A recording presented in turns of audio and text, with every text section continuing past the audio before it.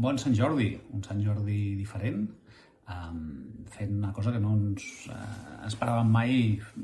que faríem, no? Que és presentar un llibre de forma virtual en lloc d'aquest dia estar al carrer comprant roses, llibres, signant-los i anant de parada en parada, que és el que ens agrada fer aquest dia. Doncs bé, avui m'agradaria presentar-vos La força de la gent, que és un llibre que va sortir molt poc abans del confinament, el vam presentar al mes de febrer, i que recull amb fotografies tota la reacció de la sentència contra la sentència dels presos polítics, i que a més l'acompanyen textos de Núria Cadenes, de Roc Casagran, de Julià de Jodes, de Joan Lluís Lluís,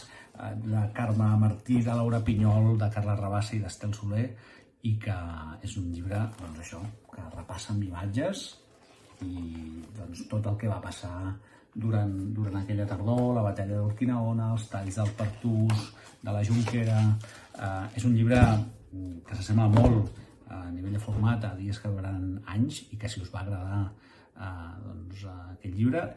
aquest l'heu de comprar, l'heu de regalar i l'heu de tenir perquè és un llibre d'aquells que està fet precisament perquè no ens oblidem